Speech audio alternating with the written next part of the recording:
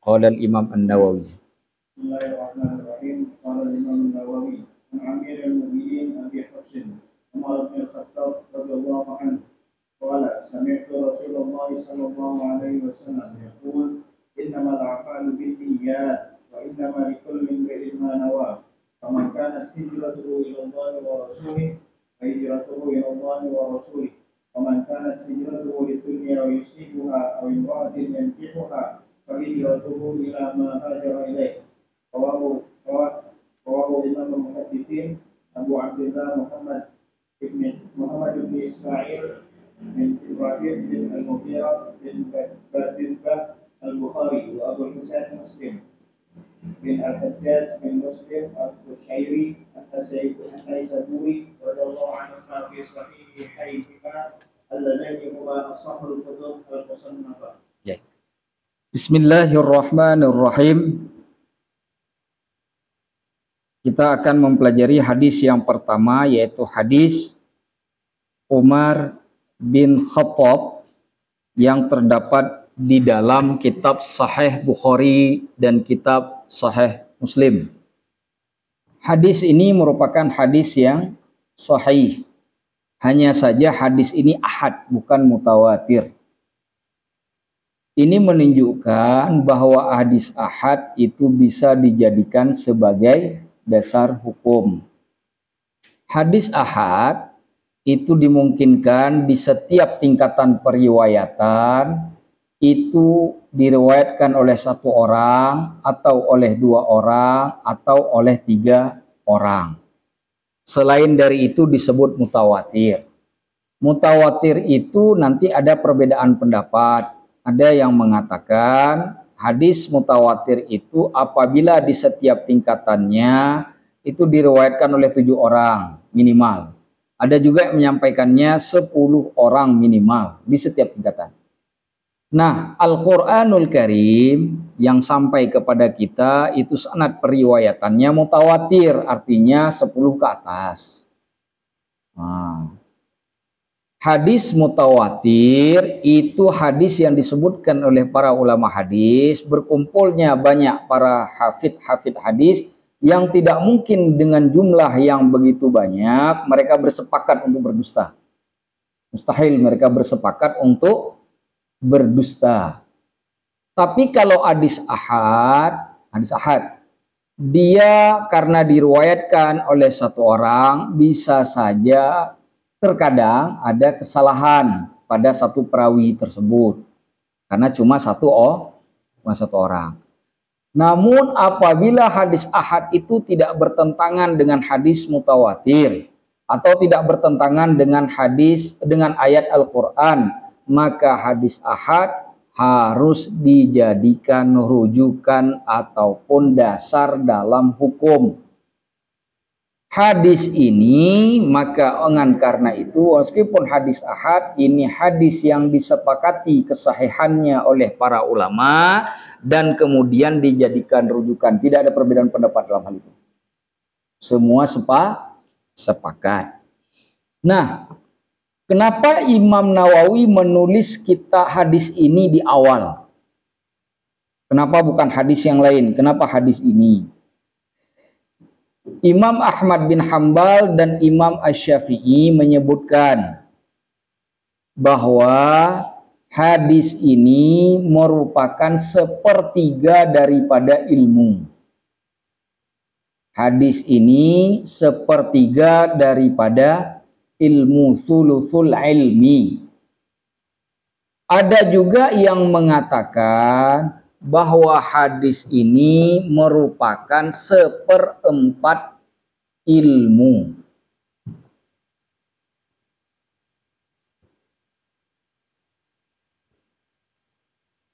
Ada juga yang mengatakan hadis ini merupakan 1/4 ilmu. Nah, yang harus kita garis bawahi bersama bahwa hadis ini memiliki kedudukan yang sangat istimewa.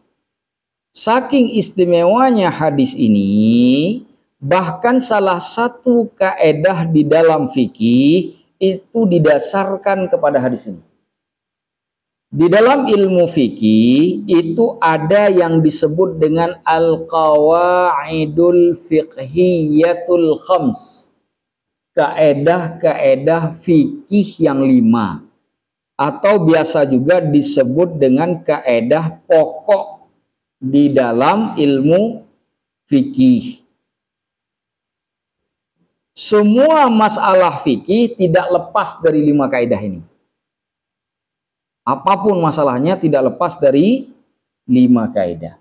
Sedangkan selain dari 5 kaedah ini, maka merupakan turunan daripada 5 kaedah tersebut.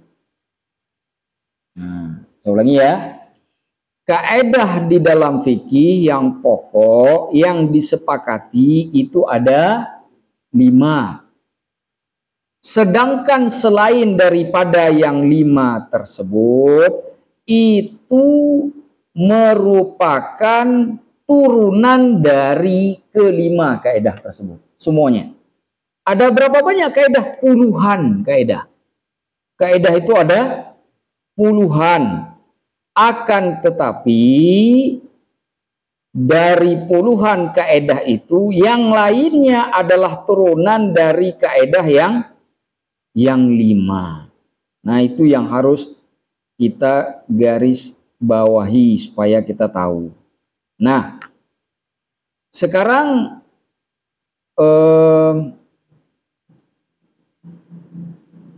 pertanyaannya sebelum kita sampai ke sana.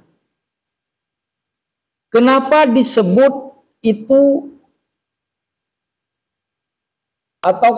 ataupun disebut bahwa hadis ini merupakan sepertiga ilmu? Kenapa? Karena dasar Islam itu sebenarnya itu berkisar pada 3 hadis saja.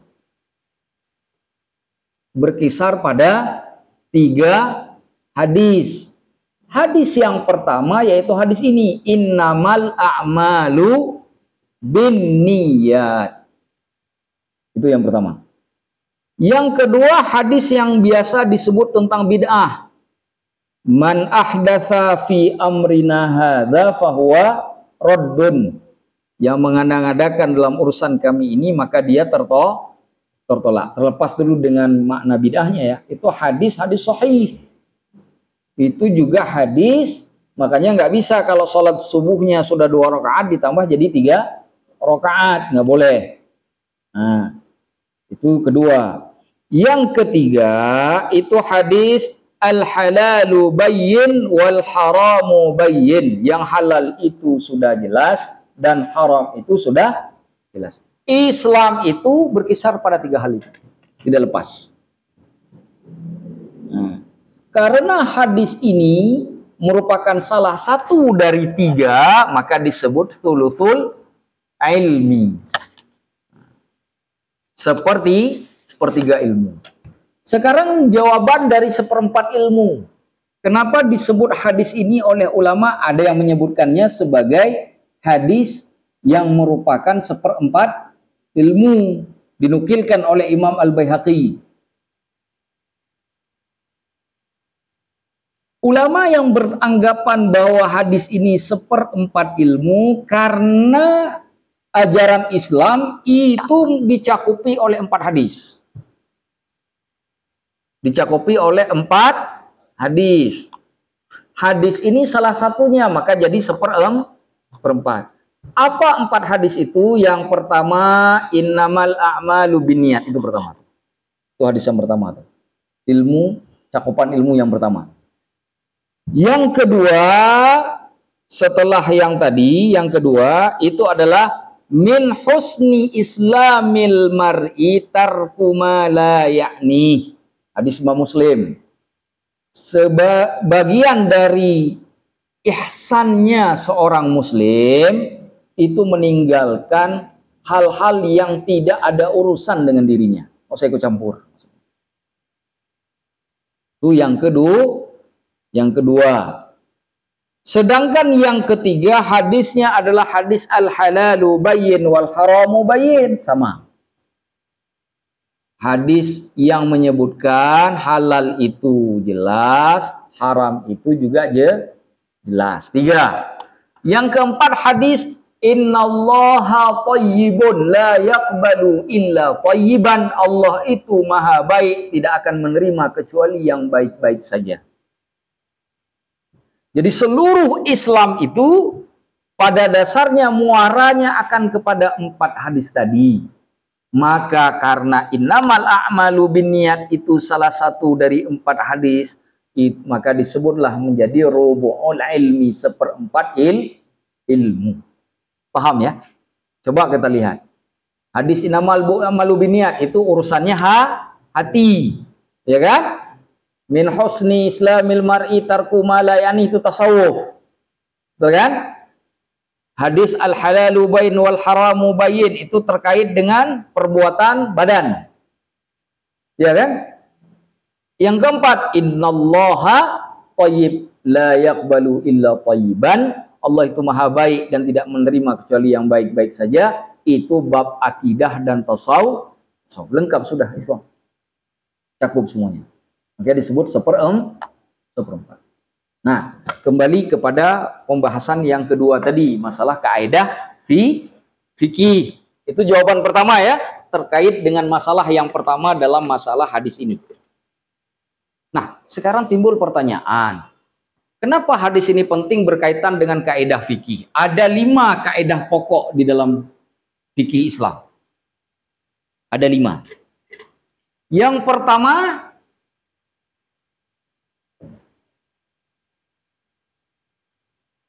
al-umuru bimaqasidiha. Setiap urusan itu tergantung kepada maksudnya. Bimaqasidihi. Bimaqasidiha. Tergantung kepada maksud-maksudnya atau niat.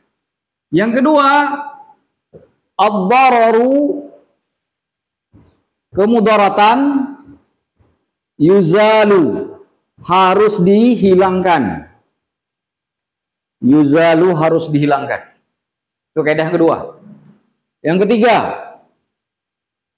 al-yaqinu, keyakinan, tidak akan, la yuzalu, tidak akan hilang, bisyaki, dengan keraguan-raguan.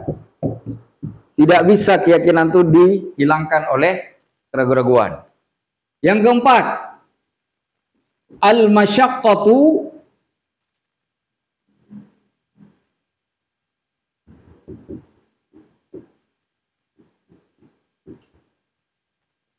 tajlibut taisir.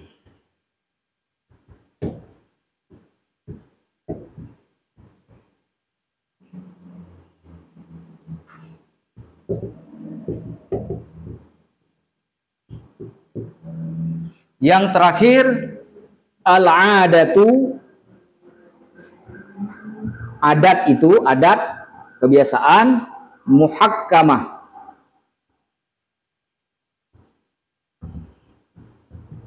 bisa dijadikan hukum. Nah, ini 4 kaidahnya nih, ini kaidah utama. Perbedaan di kalangan para ulama nanti muncul di dalam mazhab Syafi'i pada seorang ulama yang bernama Al-Qadhi Husain. Al-Qadhi Al-Husain. Al-Qadhi Husain sebagaimana disampaikan oleh Imam Az-Zarkashi di dalam kitab Tashniful Masami', kata beliau, Al-Qadhi Husain Asy-Syafi'i, Al-Marwazi Asy-Syafi'i, beliau mazhabnya Syafi'i, ulama besar dalam mazhab Syafi'i, itu mengatakan kaidah pokok itu hanya 4. Kata beliau, bukan 5. Mana yang 4? Yang ini nih. Tidak masuk nomor 1. Karena beliau memasukkan nomor 1 ini di bawah nomor 5. Nomor 1 adalah kaidah turunan nomor 5. Bukan kaidah pokok, bukan kaidah utama, tapi kaidah turunan nomor 5, kata beliau. Tapi dibantah oleh ulama, termasuk oleh ulama mazhab Syafi'i sendiri, yang kemudian memberikan pemahaman bahwa al-umuru bimaqasidiha ini merupakan kaedah pokok. Jadi kalau setiap urusan tidak diniatkan, maka tidak bisa kita membedakan antara kebiasaan dengan ibadah. Ada pertanyaan, apa bedanya mandi wajib dengan mandi keramas? Apa bedanya? Jawabannya al-umuru bimaqasidiha. Setiap urusan itu tergantung kepada maksud dan niat. Berarti yang membedakan mandi wajib dengan mandi keramas itu diniat. Kalau kita niat habis itu mandi keramas, jadi mandi wajib itu. Tapi kalau mandi keramas nggak diniatkan walaupun kita misalkan keluar mani, maka tidak dianggap mandi wajib. Dan najisnya sudah hilang tidak? Tidak, karena belum dianggap ibadah. Yang poin nomor pertama ini ditetapkan berdasarkan hadis ini. Inilah dasar hadisnya. Kaidah pokok ini. Yang oleh Imam Asy-Syafi'i disebut sebagai sepertiga ilmu.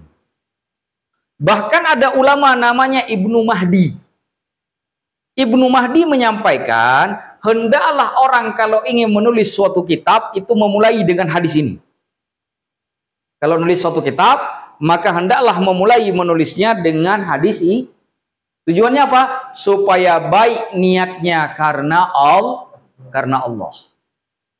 Karena jika menulis buku, menulis kitab, dia ingin menyebarkan ilmu dan pemahaman, itu harus diniatkan karena Allah. Maka kata beliau, sebaiknya dimulaikan dengan hadis ini. Itu sebabnya kenapa Imam Bukhari memulai kitab Sahih Bukharinya dengan hadis ini. Itu hadis pertama itu. Sebagaimana kemudian diikuti oleh Imam An-Nawawi di dalam kitab Arba'in, diletakkan sebagai hadis pertama. Perbedaannya ada di dalam Sahih Muslim. Imam Muslim meletakkan hadis itu di akhir bab jihad, bukan di awal. Yang menunjukkan bahwa itu hanya bersifat himbauan atau seruan, alias tidak wajib. Nah, tetapi meskipun tidak wajib, meniatkan karena Allah hukumnya wajib. Jadi kenapa mereka memberikan seruan itu? Supaya kita membenarkan niat kalau ingin menyampaikan ilmu. Itu tujuannya. Paham ya? Ta'al-umuru biqasidiha itu kan? Nah, nanti ada banyak kaidah turunan tuh di bawahnya. Banyak kaidah turunannya.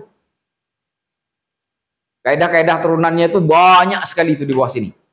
Salah satu kitabnya adalah kitab Al-Qawaid Al-Fiqhiyah, ditulis oleh Syekh Mustafa Az-Zuhaili, adik dari Syekh Wahbah Az-Zuhaili.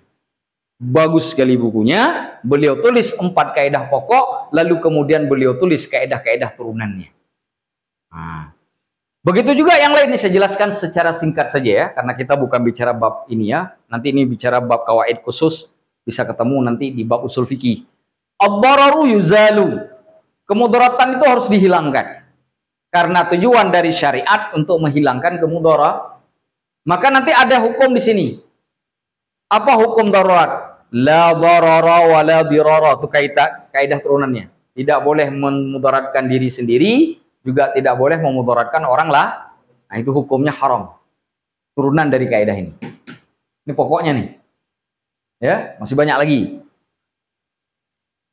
Nomor 3, al-yaqinu la yuzalu bisyak. Keyakinan tidak bisa dihilangkan oleh keraguan-keraguan. Sebagaimana sabda Nabi, da'ma yuribuka ila ma la yuribuk. Tinggalkan yang membuatmu ragu-ragu kepada yang tidak membuatmu ragu. Saya yakin, walaupun tadi agak sempat ragu, ini kentut atau tidak. Lalu saya yakin, enggak, bau tidak terasa. Ya kan? Tidak ada letupan kecil. Tidak ada rasa apapun. Saya yakin tidak kentut. Maka sah dia melanjutkan sholatnya. Nah, dia yakin. Paham ya? Karena apa? Karena keyakinan tidak bisa dihilangkan oleh keraguan. Kita misalkan sholat lupa rokaat.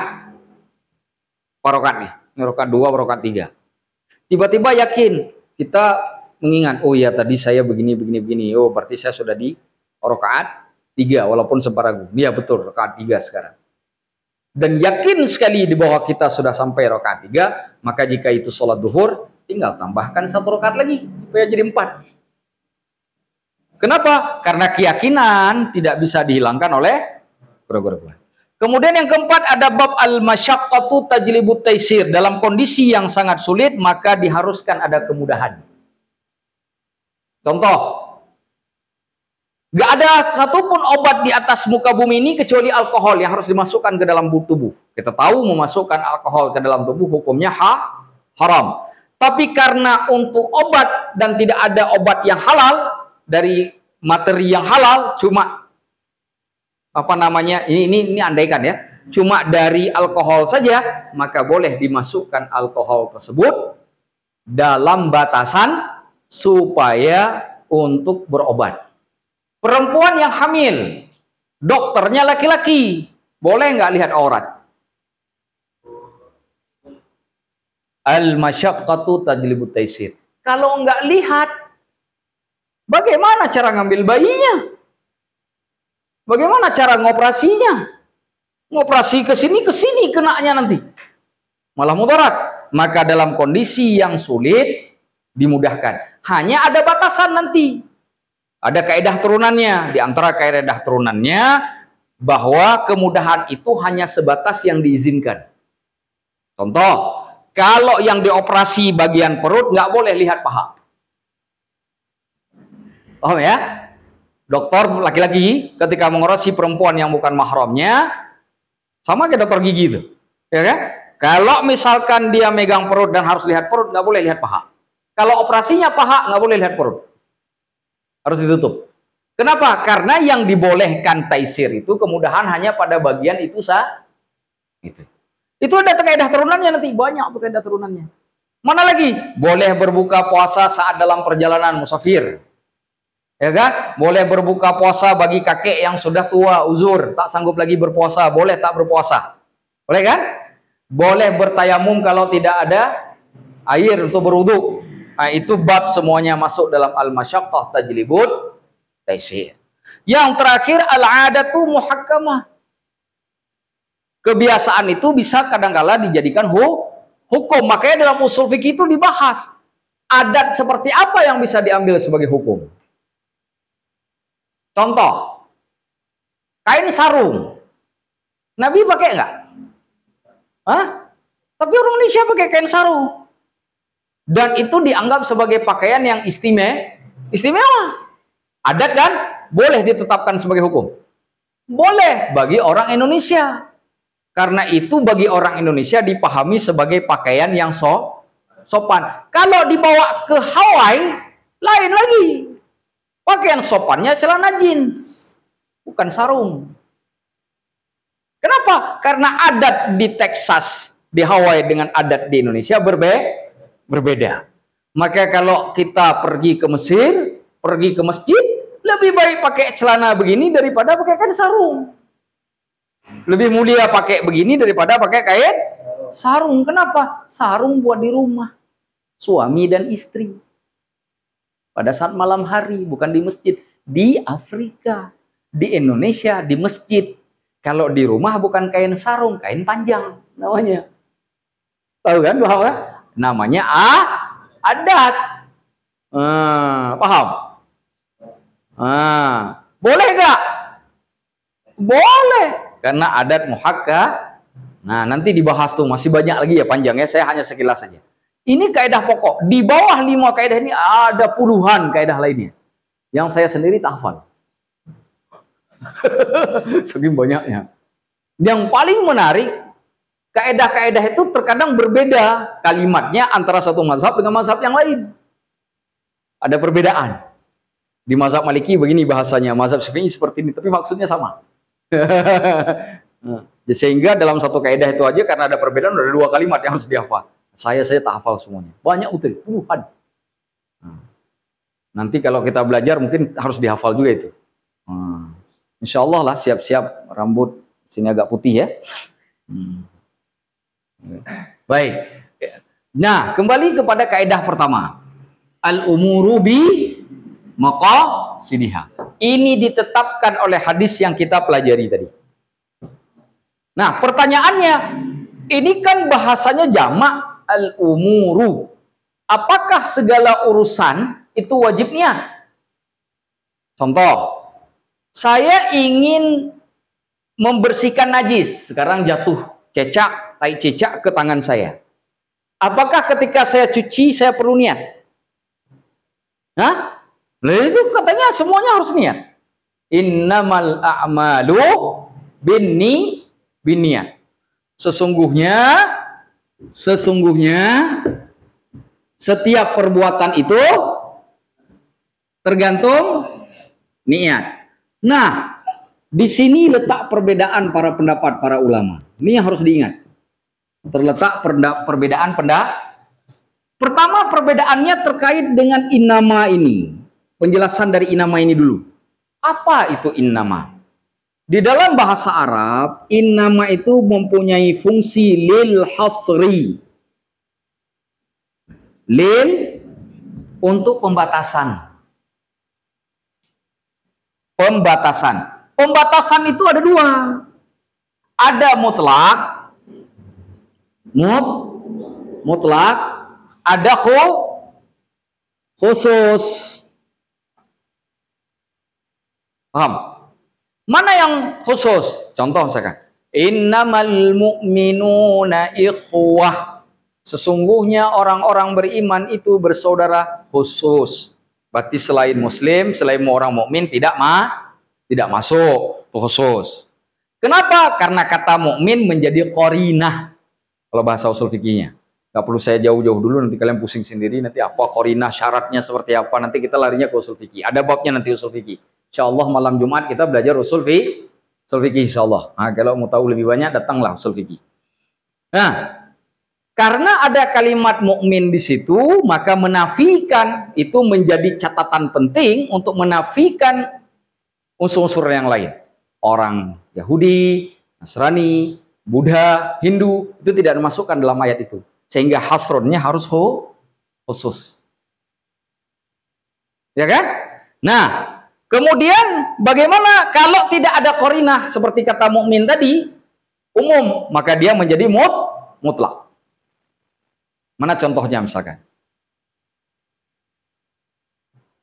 Innama anta mudzakir. Ya kan? Sesungguhnya engkau wahai Muhammad itu khusus apa mutlak? Mutlak. Bukan khusus. Kenapa bukan khusus? Karena setiap yang diberikan kepada Nabi jika tidak dikhususkan, maka juga menjadi milik umat Nabi. Walaupun disebutnya untuk Nabi, menjadi mutlak. Peringatan dakwah yang harus diberikan itu tidak hanya terikat pada Nabi. Kita nggak wajib. Kita juga wajib karena Nabi kecuali nanti yang dikhususkan. Mana yang dikhususkan? Nabi nikah boleh lebih dari 4. Kita nggak boleh. Nah, itu tidak boleh dimutlakkan. Maka hati-hati ketika bermain innama. Maka kata para ulama, jika dia ada qarinah, ada sesuatu yang menyebutkan bahwa itu pembatasannya khusus, maka letakkan maknanya pada khusus. Jika tidak ada, letakkan pada makna mutlak. Begitu saja. Sudah. Nah, sekarang jadi masalah. Ini mutlak apa khusus? Innamal a'malu binniyat. Apa ada qarinah? Kata ulama, ini qarinahnya kan di sini, amal kan? Amal itu jamak dari amalun, perbuatan. Pertanyaannya, ini perbuatan apa? Kata ulama, ini perbuatan hati dan badan. Betul ya? Qalbun wa badanun.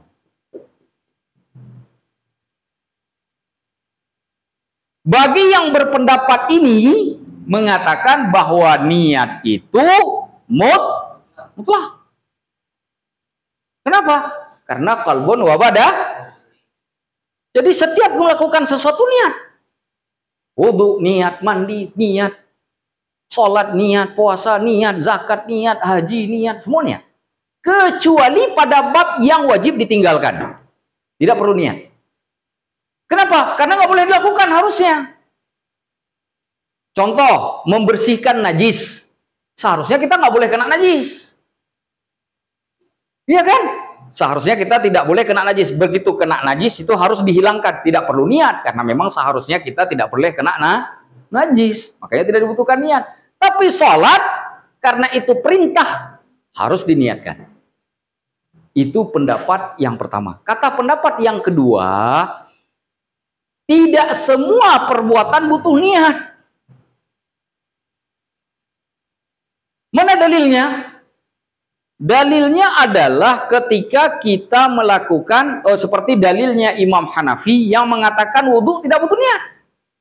Imam Hanafi mengatakan nggak perlu niat wudhu. Karena niat pada wudhu adanya di mazhab Maliki, Syafi'i, dan Hambali saja. Mazhab Hanafi tidak ada niat. Jadi kalau mau ambil wudhu aja, nggak perlu niat. Nggak perlu niat. Sah, kata Imam Hanafi. Kata Imam Maliki, Imam Syafi'i, Imam Hambali harus niat.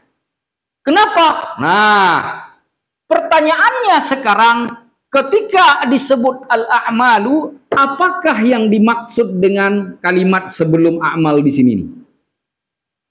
Apa takdirnya? Apa yang dihilangkan? Kalimat apa yang dihilangkan di sini? Bagi orang-orang seperti Imam Hanafi mengatakan yang dimaksud dengan innamal a'malu kamalu al-a'mal. Kesempurnaan perbuatan. Kalau diniatkan perbuatan itu jadi sempurna. Kalau nggak diniatkan maka tidak mengapa. Adapun yang mengharuskan niat mengatakan ini sihhatul a'mal. Sahnya suatu perbuatan. Ini letak perbedaannya nih. Ini satu, ini kedua.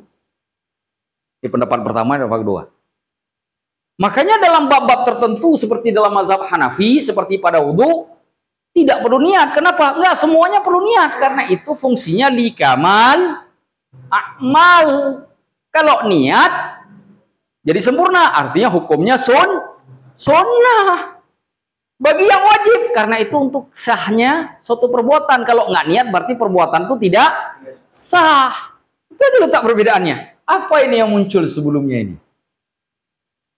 Meletakkan makna yang berbeda sebelum kata perbuatan itu akan melahirkan tafsir yang berbeda terkait hubungan perbuatan dengan niat. Paham sampai di sini? Paham ya? Nah, kita bukan ingin menjelaskan mana yang lebih benar, tapi kita ingin menjelaskan beginilah para ulama ketika berdiskusi. Nggak cuma asal diskusi, nggak cuma asal ngomong, mereka membedahnya dengan mendalam. Sudah clear sampai di sini. Nah, ini kemudian menjadi bab yang ketiga. Jadi pertama tadi kenapa disebut sepertiga seperempat, yang keempat tentang kaidah yang kelima, kaidah fikih yang pokok yang lima, yang ketiga terkait apakah niat itu dibutuhkan pada semua perbuatan ataukah tidak. Itu jadi Waalaikumsalam warahmatullahi wabarakatuh. Itu jadi pembahasan yang ketiga. Baik, sampai 3 ini saya stop dulu sebelum saya tambah yang keempat. Ada pertanyaan saya silakan. Saya persilakan. Kalau nggak ada saya pulang.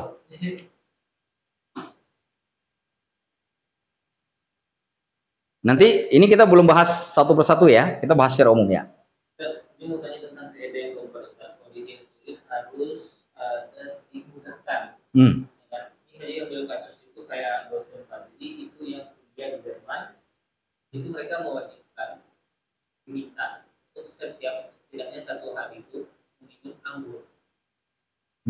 Minum anggur wine ya, untuk menghangat badan. Oke. Memang biasanya itu minus. Itu masih tetap masuk ke dalamnya. Iya. Seperti orang di Jepang minum sake. Iya. Pertanyaannya kalau nggak minum wine meninggal nggak? Bisa nggak diganti dengan teh manis panas? Diganti dengan jahe atau diganti apa? Bisa nggak? Kalau memang nggak bisa dan kalau nggak minum itu mati, maka itu boleh. Tapi kalau nggak sampai mati, itu namanya pengen tetap nggak boleh. Nah, itu beda butuh sama pengen. Karena orang pengen juga beralasan butuh. Iya kan? Padahal ketika kita kaji secara mendalam ternyata bukan butuh tapi pengen, nggak bisa dimasukkan ke sini. Paham? Oke. Ada lagi? Itu bagus tuh pertanyaannya. Walaupun sudah ke kaidah yang lain lebih bagus soalnya. Ada lagi? Cukup ya? Baik. Ini yang pertama. Oh, yang ketiga. Mau ditulis, tulis karena saya mau hapus. Sudah? Sudah ya? Baik. Sekarang kita pindah yang keempat. Yang keempat itu adalah tadi saya katakan hadisnya hadis ahad. Nah, ini kenapa nggak bisa nih?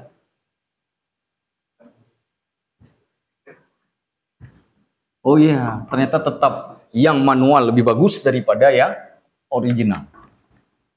Ini kenapa KW lebih bagus nih? Yang mana bisa? Semua aja. Nah, saya ulangi sambil bagus menghapus. Hadis ahad itu berbeda dengan hadis mutawatir. Tapi saya bukan ingin penekanannya di hadis ahadnya. Tapi saya penekanannya dari riwayat Imam Bukhari. Ya kan? Kita tahu ini hadis di atasnya Rasulullah. Karena ini ucapan Rasulullah kan? Ini Rasulullah Sallallahu Alaihi Wasallam. Di bawah Rasulullah siapa? Siapa? Umar bin Khattab. Betul ya? Karena Umar bin Khattab yang mendengarkan ucapan ini dari Nabi. Di bawah Umar bin Khattab ada namanya Alqamah bin Waqqas Al-Laythi. Di bawah Alqamah ada namanya Muhammad bin Ibrahim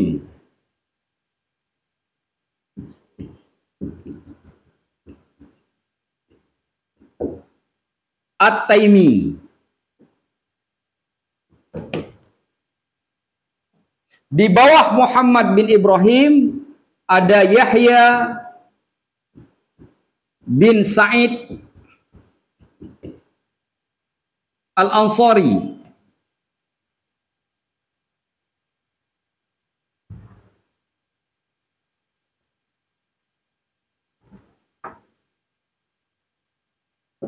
Nah, itu dulu.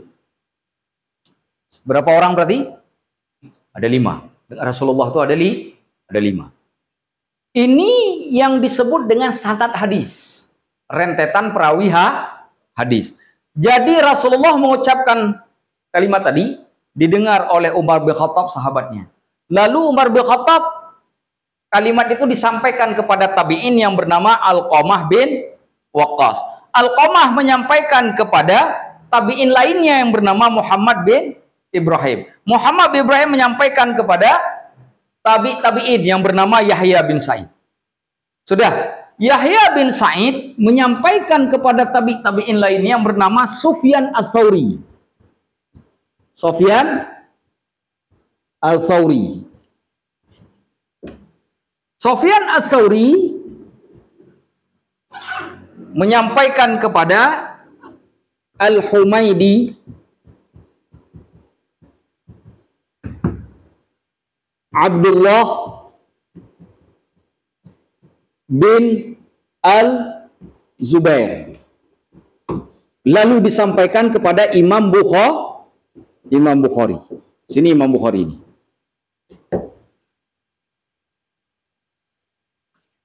Coba lihat. Dari Imam Bukhari ke Rasulullah ada berapa? 1, 2, 3, 4, 5, 6. Jadi total semuanya ada 8.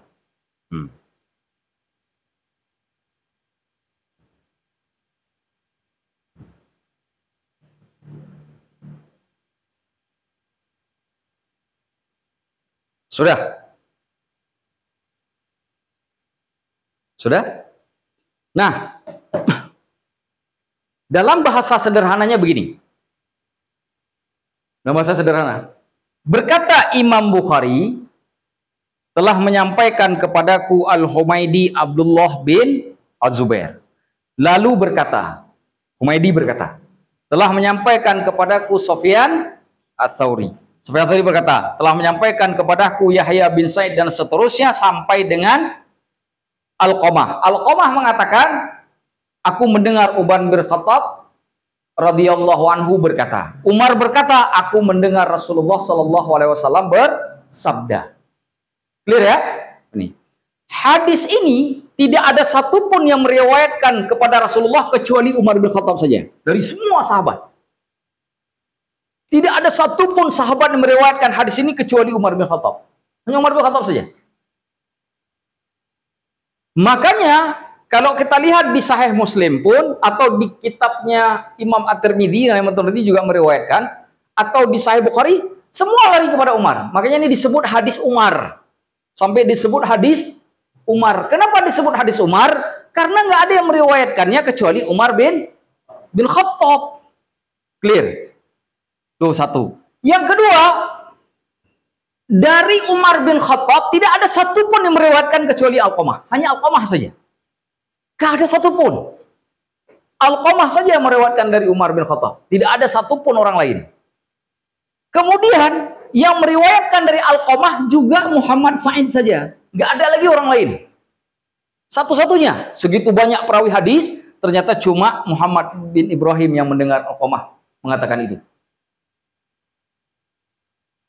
Kemudian yang mendengar Muhammad bin Ibrahim menyampaikan hadis ini, itu hanya Yahya bin Sa'id saja pada tingkatan ini.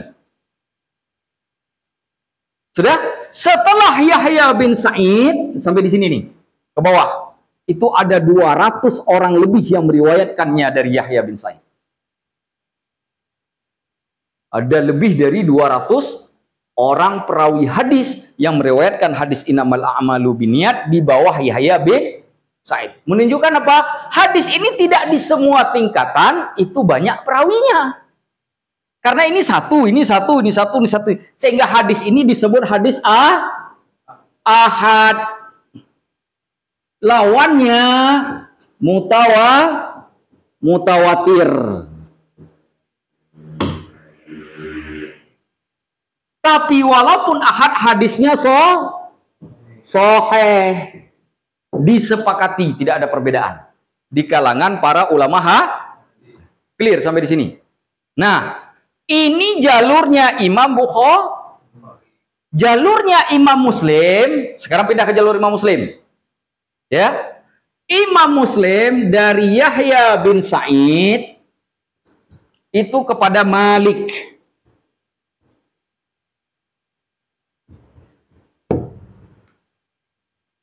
Kenapa dari Yahya bin Sa'id? Karena di atas ini cuma satu orang aja.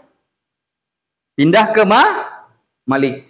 Malik yang menyampaikan kepada Malik. Jadi Yahya bin Sa'id selain menyampaikan kepada Sufyan, juga menyampaikan kepada Malik, lalu menyampaikan kepada Abdullah bin Maslamah. Abdullah bin Maslamah menyampaikan kepada muridnya yang bernama Imam Muslim.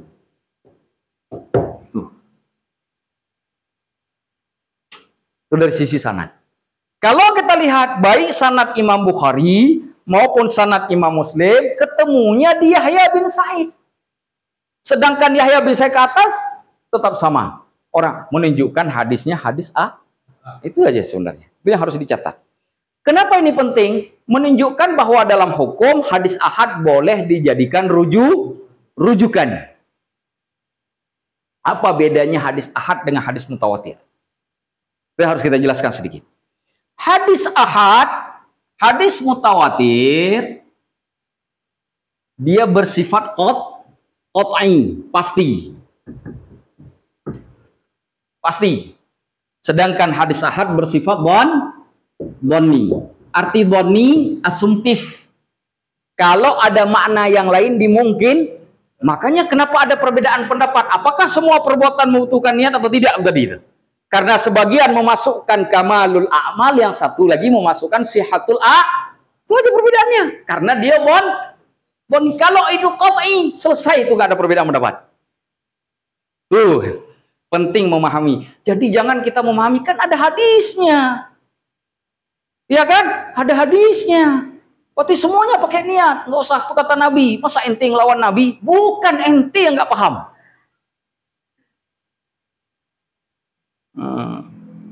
Paham? Ini kaedahnya, ini cara memahaminya. Mengerti? Sudah? Ini bagian yang keempat. Ada pertanyaan, saya persilakan. Satu-satu. Sudah bagian keempat. Yang telah terlambat nanti bagian 1 ketiganya tanya sama teman. Nah, ini bagian keempat dari sisi periwayatan. Bagian kelima, hadisnya sering disebut juga dengan hadis Umar. Kenapa sering disebut hadis Umar? Karena kedudukan Umar bin Khattab di sisi Nabi. Meskipun Umar bin Khattab meriwayatkannya sendiri karena posisinya yang sangat istimewa, menjadikan hadis ini juga sangat istimewa. Kenapa istimewa? Umar itu orang yang kata Nabi, "Lau kana ba'di nabiyyun lakana Umar." Kalau ada nabi setelah aku, maka yang cocok itu cuma Umar bin Khattab. Kata Nabi itu. Kenapa Rasulullah tidak nyebut Abu Bakar? Karena Rasulullah tahu Abu Bakar waktu kepemimpinannya pendek sesuai hadis Safinah. Tidak lama. Yang lama itu kan Umar. Umar kan banyak melakukan reformasi kan? Ya kan? Salat tarawih yang kita lakukan tadi itu reformasinya ada di siapa? Di Umar. Ya kan? Penulisan Al-Quran itu dimulai pertama reformasinya di mana? Di Umar. Setelah Abu Bakar kan? Walaupun nanti finalisasinya pada Mushaf Utsman bin Affan itu. Ya kan? Banyak sekali. Tahun Hijriah itu reformasi penulisannya kapan? Umar. Banyak sekali Umar. Bab-bab faraid itu banyak sekali masa Umar. Artinya Umar mempunyai kedudukan yang istimewa. Yang menarik lagi dari cerita Umar, ini jadi bagian yang kelima ya. Cerita lagi yang paling menarik tentang Umar, Rasulullah SAW berdoa khusus kepada Umar. Hadisnya ada dalam riwayat Imam Ahmad dan riwayat Imam At-Tirmidzi. Imam At-Tirmidzi mengatakan hadisnya hasan sahih. Apa kata Rasulullah? Allahumma a'izzal islama bi ahabbir rajulaini ilaika bi Umara min Umara wa Abi Jahlin. Ya Allah, muliakan Islam ini dengan dua orang, salah satu dari dua orang yang sangat engkau cintai. Umar atau Abu Jahal. Allah pilih Umar. Kata Rasulullah, fastabsyara ahlus sama'i bi islami Umar. Penduduk langit itu memberi kabar berita gembira dengan keislaman Umar. Jadi yang suka cita bukan cuma penduduk bumi. Yang suka cita juga penduduk langit ketika Umar masuk Islam. Apa yang menyebabkan penduduk langit bersuka cita? Ketika Umar datang ke Rasulullah, Islam, Rasulullah bilang begini, usturhu ya Umar. Imanmu itu kamu tutup, jangan kamu buka. Kenapa? Nanti disiksa oleh orang kafir Quraisy. Tutup, jangan dibuka. Diam-diam saja kata Nabi. Belum saatnya dibuka. Apa kata Umar? Walladzi ba'atsaka bil haqq ya Rasulullah. Demi zat yang telah mengutusmu dengan kebenaran, la u'linannahu kama a'lantu syirka. Pasti ku kasih tahu semua orang kalau aku sudah Islam, sebagaimana dulu ku kasih tahu semua orang kalau aku musyrik. Kata Umar. Apa yang dilakukan oleh Umar? Keluar Umar ke Ka'bah. Bukan Umar bantah perintah Nabi. Bukan. Rasulullah menyuruh Umar diam, takut jangan sampai nambah lagi sahabatnya yang diazab oleh orang kafir. Umar sebaliknya, ya Rasulullah, kalau engkau ini benar, maka janganlah kemudian kita diam. Biarkan aku Umar pertama yang akan mengiklankan keislamanku. Keluar Umar mengatakan, aku sudah Muslim. Diam semua penduduk Quraisy. Tak ada satupun anak Mekah yang berani nyentuh Umar. Karena tahu kalau nyentuh selesai hidupnya. Itu satu-satunya. Karena setelah Umar nanti ada yang dari Madinah namanya Abu Dar Al-Ghifari melakukan hal yang sama, bonyok dipukul. Berangkat dari kota Madinah ketemu Nabi, masuk Islam. Tinggal di tempat bersama dengan Ali bin Abi Thalib. Kata Ali bin Abi Thalib, jangan kamu kasih tahu kalau kamu sudah Islam. Kamu ini kan pendatang. Orang Madinah ke Mekah. Ente bukan pribumi. Dihajar sama pribumi. Abu Zar tak mau tahu, dia keluar. Aku sudah Islam, pulang-pulang bonyok. Syukur ditolong oleh Ali. Kata Ali, kan sudah aku bilang jangan. Masih juga, besok jangan lagi ya. Iya, besok datang lagi. Bonyok yang kedua kali. Tapi ketika Umar bin Khattab pertama sekali melakukan itu, tidak ada yang berani menyentuh Umar bin Khattab. Bahkan ketika Sayyidina Hamzah itu datang ingin Islam. Oh, Sayyidina Umar datang ke Darul Arqam mau masuk Islam, hanya satu orang yang berani menghunus pedang untuk menahan Umar kalau terjadi apa-apa. Cuma Sayyidina Hamzah. Yang lain ketakutan. Padahal Umar datang ke Darul Arqam karena tahu tempat Nabi mengajarkan Al-Quran, ingin masuk Islam. Ketok pintu. Kalau bahasa kita tuh siapa di luar? Umar. Yang di dalam, apalagi lah, habislah kita ini semua. Bayangkan kita ini lagi kumpul di Darul Arqam, Umar ketok pintu. Sedangkan berita yang santer di kota Mekah, Umar sudah hunus pedang untuk membunuh Rasulullah, ingin membunuh Rasulullah. Datang orangnya depan pintu, alamat kiamat, bergetar orang, ada yang sembunyi di belakang. Baca kitab Ar-Rahiqul Maktum itu. Ada yang sembunyi. Kata Hamzah, kalau dia datang dengan baik, kita sambut dengan baik. Kalau dia ingin melakukan hal yang buruk, maka biar kutegaskan dengan pedangku. Cuma Hamzah saja nggak ada yang berani. Kenapa? Karena tipikalnya sama. Tipikalnya sama, tukang ahli perang. Tukang perang nih, tipikalnya sama. Yang lain nggak ada yang berani. Kedudukan Umar bin Khattab inilah yang istimewa. Orang lain disuruh diam beneran. Umar disuruh diam, enggak Nabi, aku kasih tahu. Dulu ketika aku musyrik, aku bangga. Masa ketika sekarang aku Islam, aku nggak bangga. Kalau dulu aku kasih tahu aku musyrik, maka sekarang aku Islam pun aku kasih tahu ke orang-orang. Keluar Umar. Itu satu yang dicatat di dalam sejarah Islam tentang keberanian dan kelebihan Umar bin Khattab yang susah didapatkan. Berapa banyak orang yang kemudian hari ini, misalkan ketika melakukan hal yang baik, terkadang diam. Tidak ingin diketahui. Dia bukan karena ingin menyimpan supaya tidak ria. Bukan, karena takut. Misalkan ada kan, bukan berarti salah ya, bukan berarti tidak benar. Misalkan ada mu'alaf, nggak berani ngomong ke orang tua, takut disakiti. Kan ada begitu kan? Nah, itu fine, karena banyak sahabat yang melakukan hal itu dulu. Tapi nanti ada satu atau dua orang dari kalangan mu'alaf, diusir, dipukul, pokoknya Islam. Nah, itu Umar bin Khattab itu. Itu pribadi Umar bin, itu sebabnya kenapa keistimewaan hadis ini bukan hanya terletak pada hadisnya saja, tapi juga keistimewaannya terletak dari perawinya, karena yang meriwayatkannya adalah Umar bin Khattab. Yang menariknya, Umar tidak meriwayatkan ini bersama sahabat yang lain, cuma beliau satu-satunya. Saya dulu ketika belajar hadis ini mendengar begini. Mungkin ini salah satu, galibatnya masih ada kemungkinan ya, karena tidak dipastikan. Kemungkinan ini adalah sebuah hadiah yang Allah berikan kepada Umar bin Khattab.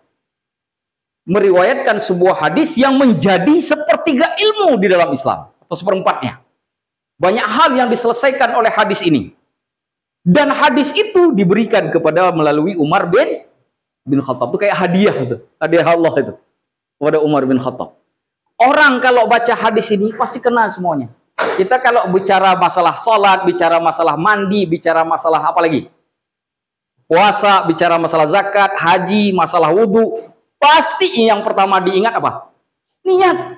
Ketika ingat niat, hadisnya apa? Semua orang hampir tahu. Innamal a'malu bin niat. Wala, gitu kan pasti ada yang ingat. Walaupun setelah itu wallahu a'lam bishawab. Ya kan? Yang tak pernah belajar hadis pun hadis itu ingat. Saking spesialnya itu hadis itu. Itu yang disebut seakan-akan hadiah Allah kepada Umar bin Khattab dengan keteguhan Umar yang berada di sisi Nabi Shallallahu Alaihi Wasallam. Sehingga ketika Nabi mengucapkan hadis itu, hanya Umar yang mendengarnya. Hanya Umar satu-satunya sahabat yang meriwayatkannya. Gak ada sahabat yang lain. Wallahu a'lamu bishawab. Ini bagian yang kelima. Ada pertanyaan, saya persilakan. Kalau enggak, kita masuk bagian terakhir atau yang keenam dari malam ini. Terkait dengan fiqhul hadis, pemahaman hadis. Kita baca hadisnya lalu kita jelaskan. Ada? Tidak ada? Baik, kita lihat hadisnya, coba dilihat bukunya. Bismillahirrahmanirrahim, an Amiril Mukminin Abi Hafs Umar bin Khattab.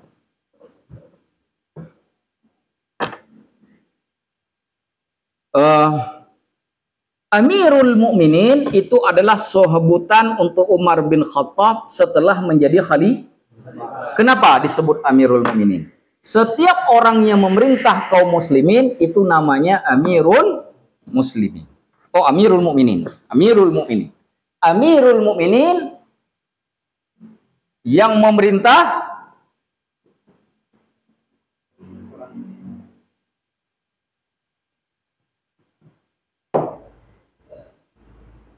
orang-orang mukmin. Itu disebut amirul mukminin. Kalau yang memerintah orang-orang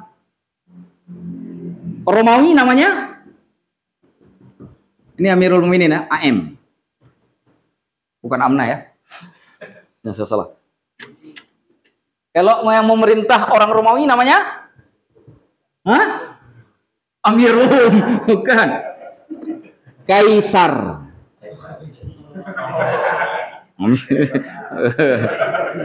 Yang memerintah orang Persia? Hah? Kisra. Ini istilah-istilah orang Arab ya, istilah masa itu. Kalau disebut kaisar itu berarti raja Romawi. Kalau disebut Kisra itu raja Persia. Kalau disebut Amirul Mukminin mesti yang di Makkah, yang di Madinah. Masa itu ya, masa itu ya. Ini sudah ya, saya hapus ya. Hapus saja semua. Yang memerintah Persia, yang memerintah orang-orang Habasyah. Habasyah itu siapa? Habasyah itu siapa? Ethiopia. Rajanya namanya Najasyi. Najasyi. Ya harus tahu gitu-gitu tuh. Nanti disebut masa itu Kisra kemudian merobek surat Nabi. Kisra, siapa ya Kisra itu ya? Orang mana dia? Oh, kalau kita tahu ini, oh ternyata dia pemimpin Persia yang merobek surat Nabi itu. Oke, pemimpin Yaman. Orang-orang Yaman. Apa? Hah? Sri Sultan mah di Jogja. Tuba disebut dengan Tuba. Ini saya tulis Arabnya ya. Amirul Mukminin.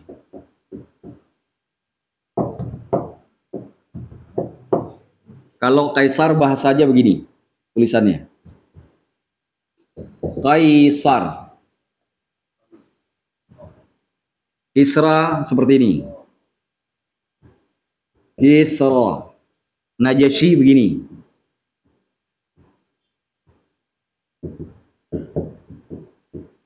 An-Najasyi. Kalau Tuba seperti ini. Tuba.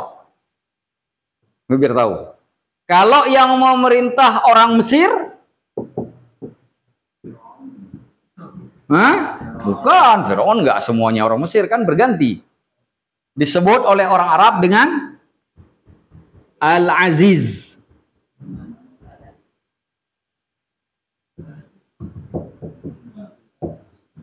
Kalau yang memerintah orang-orang Koptik disebut dengan Fir'aun. Karena budak-budaknya banyak dari yang belakangan nanti jadi Koptik. Orang-orang Koptik. Bukan budak sih. Ya, orang Koptik. Fir'aun. Apalagi? Persia sudah, Yaman sudah. Turki. Yang memerintah orang Turki. Sebutannya apa masa itu oleh orang Arab? Bukan. Sultan mah dia Indonesia. Tuh. Khaqan. Hagan. Khaqan. Itu sebutannya tuh. Kalian harus tahu tuh. Apalagi Turki sudah. Yaman sudah, Mesir sudah. Nah, udahlah itu aja lah, nggak usah banyak-banyak lah. Itu aja udah pusing bolanya. Udah ya? Kalau Cina atau Mongol? Cina atau Mongol? Oh, ntar saya cari dulu ya. Saya ke telepon dulu Xi Jinping nanti.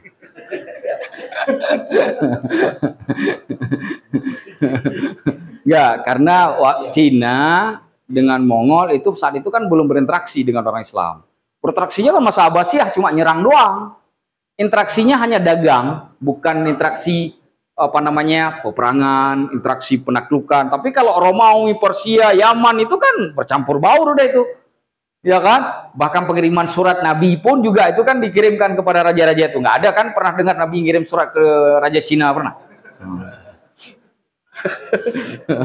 Ada aja pertanyaan tertanya lagi. Raja Malaysia siapa? Mana ada tahu di masa Nabi Raja Malaysia siapa? Subhanallah. Clear ya? Sudah ya? Oke, kita kembali lagi ke teks. Abu Hafsin. Ayahnya Hafs. Orang mengatakan bahwa Abu Hafsin itu abunya Hafsah karena Hafsah itu anak Umar. Sebenarnya bukan. Hafs itu adalah artinya singa. Abu Hafs artinya ayah singa, artinya orang yang berani. Kenapa? Umar dulu sebelum masuk Islam sudah berani. Kerjaannya apa? Main gulat. Apa sekarang? MMA. Dulu sebelum Islam ada MMA di kota Mekah, di Pasar Ukas. Umar itu pemenangnya. Habib Nurmagomedov kalau sekarang. Dulu Umar bin Khattab namanya.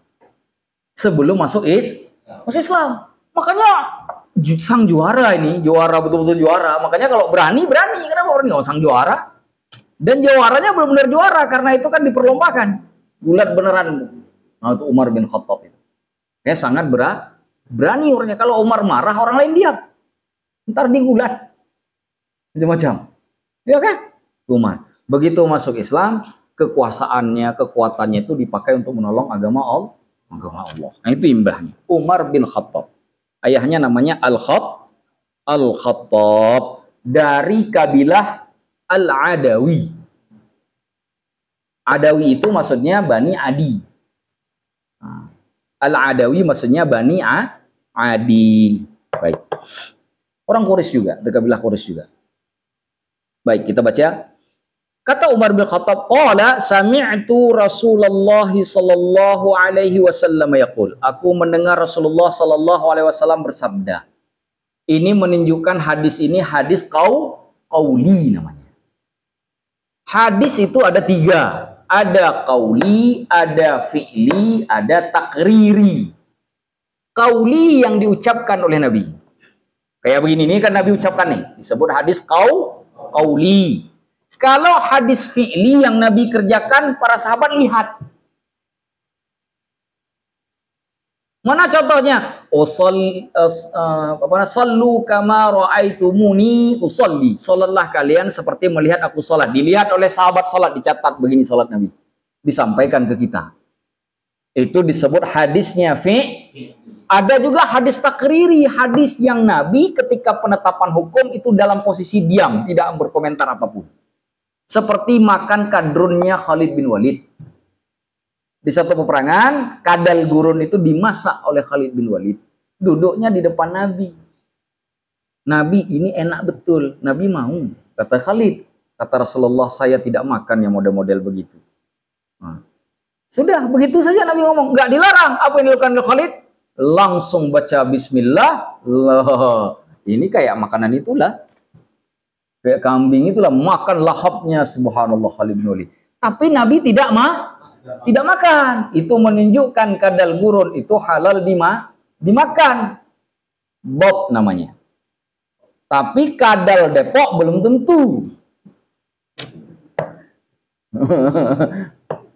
Karena kadal Depok bisa saja hidup di dua alam. Ya kan?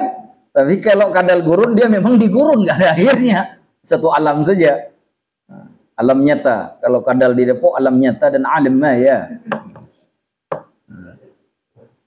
Nah, oleh sebab itu makan bob dengan sebab hadis takriri hukumnya menjadi boleh. Nanti lama kita pergi sekali-sekali umroh nih backpacker ke Madinah, pergi ke pinggiran kota Madinah, kita nggak ada makanan,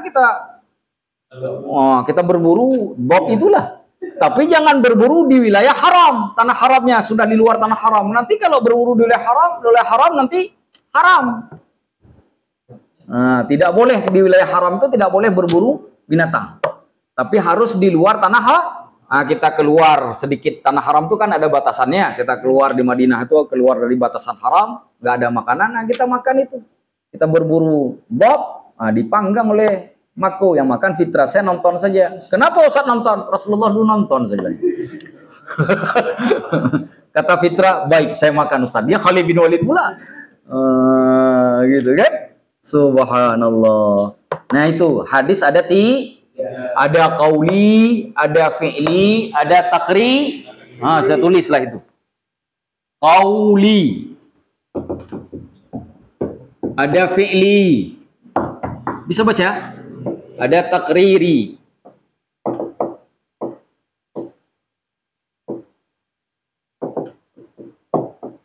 Nah, qauli, fi'li, takriri. Qauli yang diucapkan oleh Nabi, fi'li yang dilakukan oleh Nabi, takriri sikap diamnya Nabi yang melahirkan putusan hukum. Dia harus tahu. Jadi hadis yang pertama ini hadis qauli, fi'li apa takriri? Qauli, karena Nabi didengar oleh Umar bin Khattab berkata, ya kan? Apa kata Nabi? Innamal a'malu binniyat. Sesungguhnya perbuatan-perbuatan itu tergantung kepada niat. Sudah saya jelaskan tadi. Bagi yang mengatakan harus ada niat, maka mengatakan itu maksudnya sihhatul amal. Bagi yang mengatakan tidak semuanya, maka menyebutnya sebagai kamalul amal. Itu ada perbedaan pendapat. Wa innama likulli imri'in ma nawa. Maka sesungguhnya bagi setiap orang apa yang dia niatkan. Dia niat karena Allah, maka jadi milik Allah. Kalau dia niatkan untuk dunia, dia dapatkan dunianya, tapi Allah tidak dia dapatkan. Rama start mobilnya, nge-grab, cari customer. Begitu dapat customer, HP baru ini. Niatnya begitu. Insya Allah HP barunya dapat, tapi Allahnya nggak dapat. Kenapa? Karena cari rezekinya karena HP baru. Tapi kalau dia niat, ini saya cari rezeki karena Allah memerintahkan cari nafkah. Karena Allah mengatakan cari rezeki kan? Fantashiru fil ardi, kan itu dalam bab salat Jumat itu kan? Suruh cari rezeki. Allah mengatakan wa kulu washrabu, makan minumlah. Itu kalau nggak dicari bagaimana cara makan minum? Mir rizqillahi wa la ta'thaw fil ardi mufsidin, gitu kan? Bahasa Allah kepada orang-orang Bani Israel yang kemudian dicatat di dalam Al-Qur'an. Lalu dicari. Lalu diniatkan seperti seorang suami yang membawa rezeki kepada anak istrinya lalu mengatakan, ya Allah, ku cari rezeki ini karena engkau memerintahkan aku harus memberi makan anak istriku. Jadi ibadah itu. Uangnya dapat, ibadahnya dapat. Kenapa banyak orang kemudian cari rezeki, ibadahnya nggak dihitung oleh Allah? Karena niatnya demi perbuatan itu atau hasil yang ada di belakang pekerjaan itu. Maka ibadahnya tidak dicatat. Bayangkan 7 hari kita keluar dari rumah cari rezeki, semuanya bisa bernilai ibadah. Apa nilainya? Wa innama likulli imri'in ma nawa. Setiap seseorang itu bagi dia apa yang dia niatkan. Saya sering bilang begini, sekali saya ngisi khutbah Jumat salah satu masjid BUMN, saya bilang begitu. Udah masjidnya banyak, penuh tuh orang-orang, bukan hanya dari satu BUMN itu saja, orang di samping tuh, orang BUMN lain, kantor-kantor lain kumpul, so penuh. Saya katakan, ini saya tahu yang hadir di sini kebanyakan adalah orang pekerja, karyawan, ASN, yang pergi pagi hari, pulang pada saat pergi di pagi di saat sedang macet, pulang nanti di sore hari juga pada saat macet. Lelahnya luar biasa, tapi demi keluarga di rumah tetap bekerja setiap harinya. Pertanyaannya sederhana, sudahkah pekerjaan itu dicatat oleh Allah? Sudahkah pekerjaan itu dihargai oleh Allah? Atau hanya sekedar bawa uang saja? Ini dalilnya. Kalau ingin pergi pagi, pulang sore, bawa uang, anak istri bisa dikasih makan, tapi dicatat ibadah, niatnya harus karena Allah. Dalam bahasa sederhana, kalau bukan karena perintahmu ngasih makan untuk anak istri, nggak akan ku kasih makan anak istri itu ya Allah. Itu bahasanya tuh. karena aku memberi makan anak istriku, bukan karena mereka anak istriku, tapi karena engkau memerintahkannya ya Allah. Lihat cerita Nabiullah Ibrahim yang meletakkan anak istrinya jauh dari tempatnya karena perintah Allah. Begitu biar jadi ibadah itu. Wa innama likulli imri'in ma nawa. Itu yang harus itu. Jadi bukan cuma cari kerja cari uang. Karena kalau cuma kerja cari uang, uang pasti dapat. Tapi belum tentu dapat Allah. Tapi kan uang itu rezeki Allah. Iya, Allah sudah balas kamu di dunia. Allah nggak akan balas lagi di akhirat.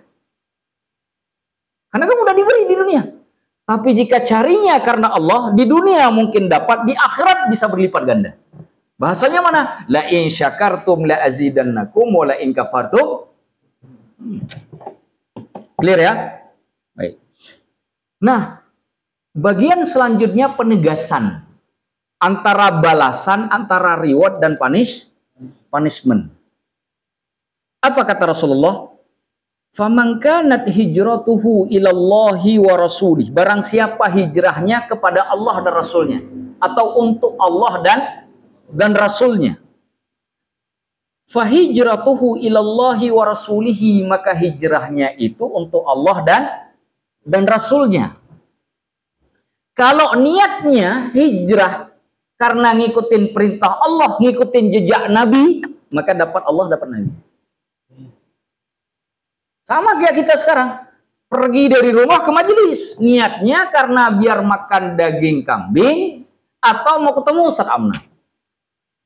Insya Allah daging kambingnya dapat, ketemu ustadznya iya, tapi Allah dan Rasulnya nggak dapat. Apalagi kalau perginya hujan-hujan. Udahlah hujan, tak dapat Allah dan Rasul. Dapat saya nggak bisa nanggung di hari kiamat, karena urusan masalah hisab bukan saya megang palunya. Yang megang palu Allah langsung, hakimnya Allah. Paham ya? Barang siapa hijrahnya untuk Allah dan Rasulnya, maka dia hijrah itu akan dicatat untuk Allah dan Rasulnya. Dalam bahasa sederhana, yang niat Allah dan Rasul mesti dapat Allah dan Rasul.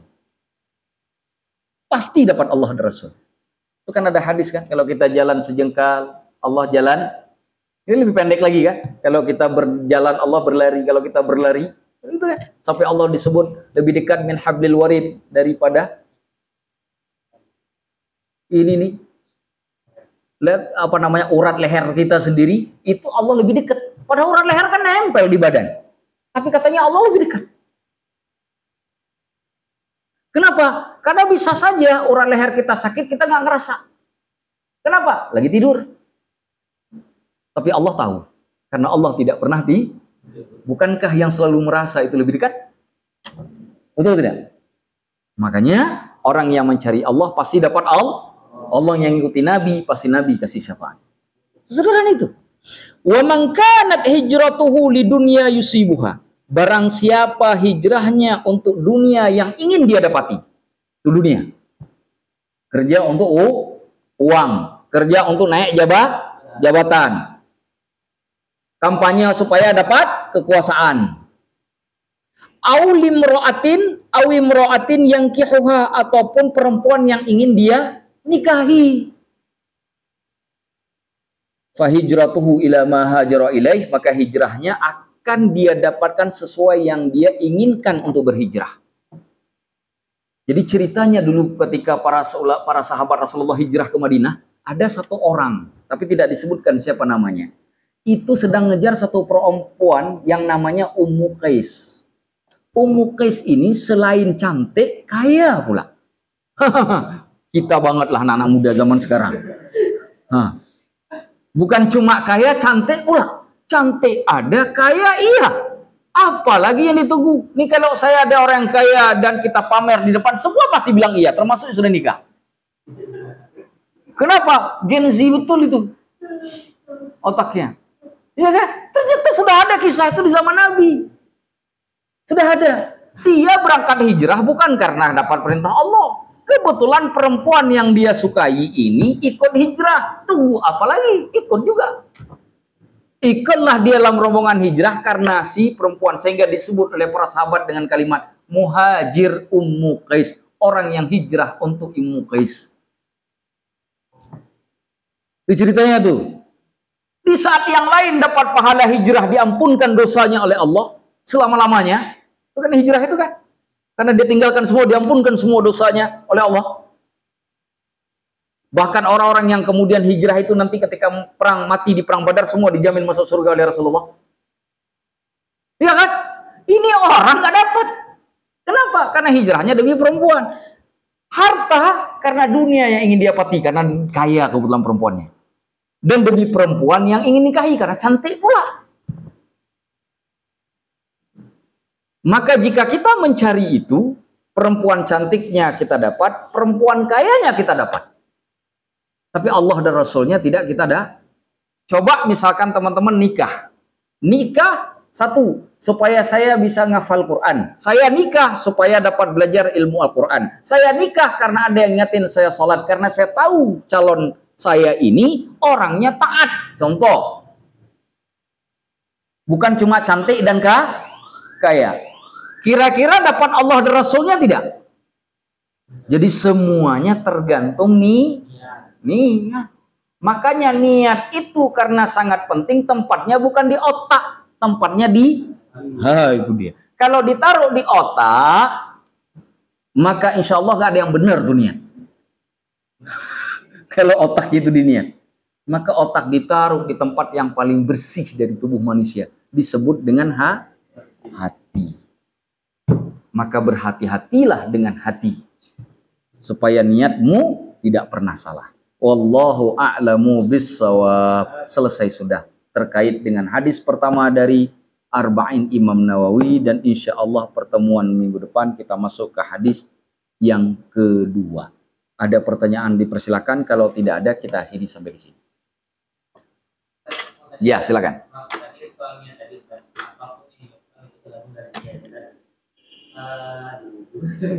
Ya. Nah, kalau niat ini nggak bisa ngomongin ya, karena urusannya hati. Misalnya gini Ustaz, yang ketika Ustaz di Anda ini,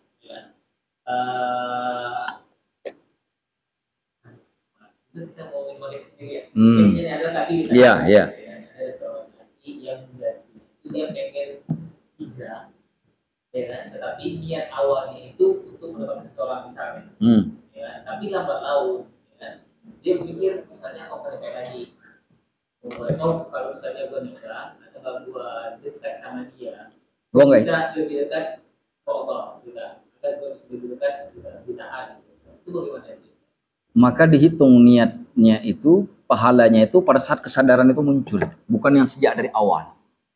Yang di awal itu tidak dihitung, karena dia kan awal hijrahnya karena perempuan. Iya.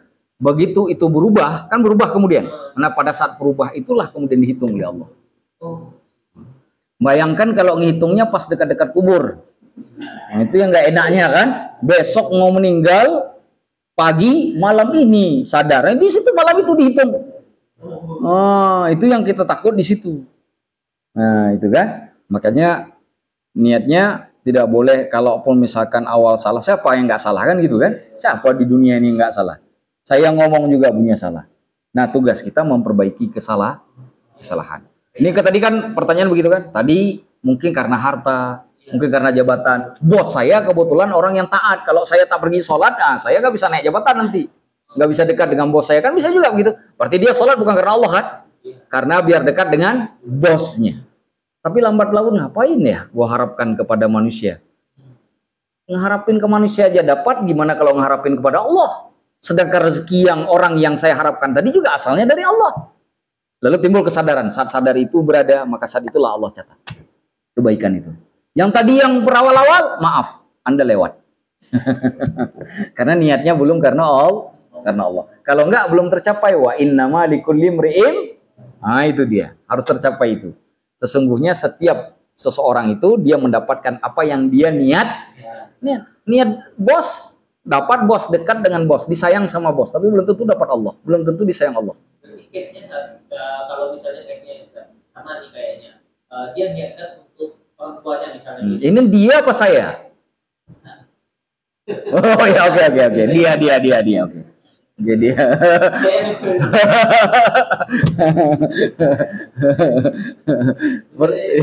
selama ini ya Fadli gitu ya. Nggak usah sebut nama, nggak usah sebut nama. Tapi selama ini kan kalau kerja ya enggak aja. Iya, penting ya nggak ada tujuan. Yang penting dapat uang. Nah, benar. Tidak dapat Allah, tidak dapat Rasul.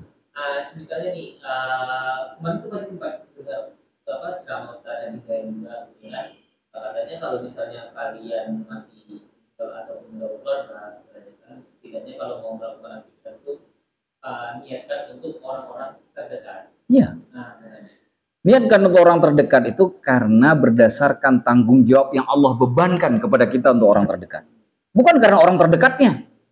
Saya kerja bukan dikasih karena supaya saya ingin membahagiakan orang tua, karena saya wajib membahagiakan orang tua, karena wajib membahagiakan orang tua itu perintah Allah.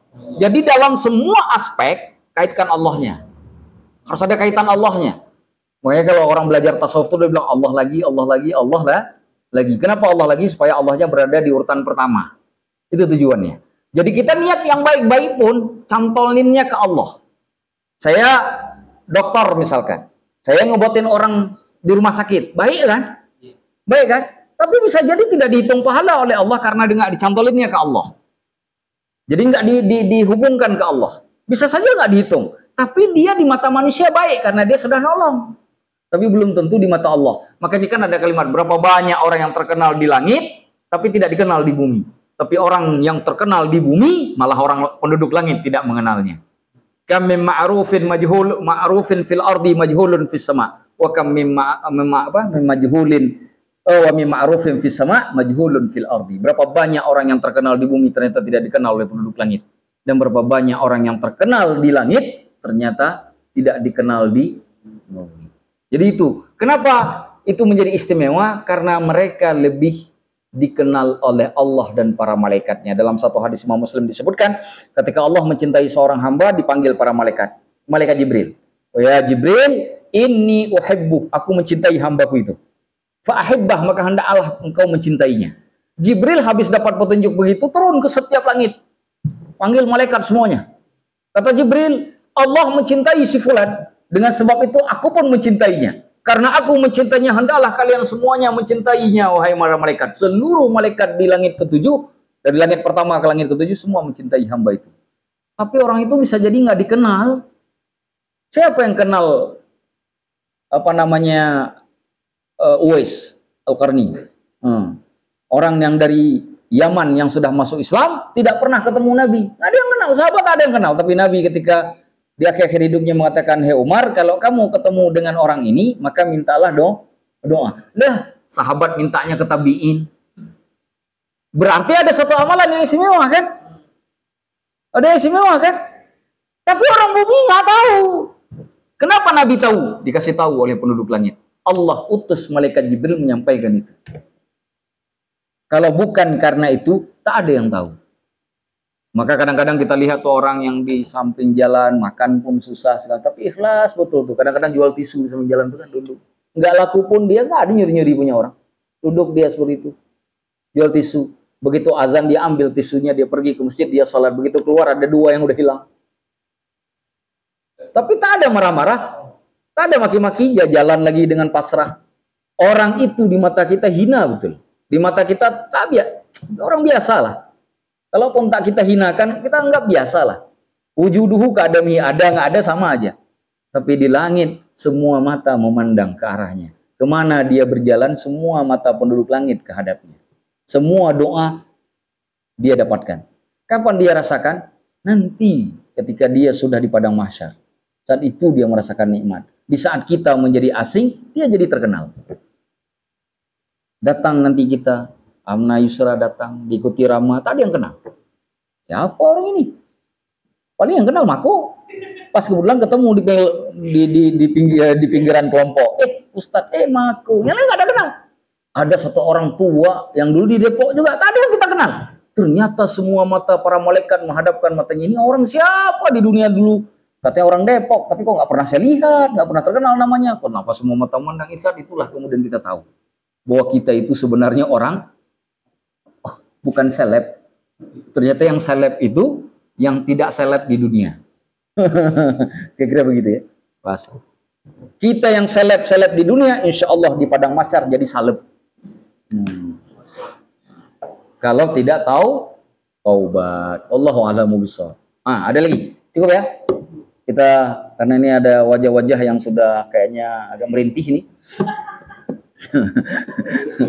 Wajah-wajah merintih nih, kayak ada belum merasa kan? Ya, Fadli, Fitra kan?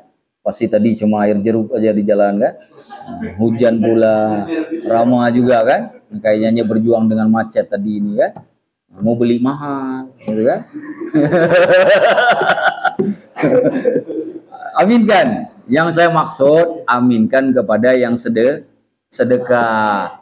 Yang masak dapat, yang sedekah dapat, yang makan juga dapat. Nama likulli mri'in manawa. Tuh balik lagi ke situ tuh.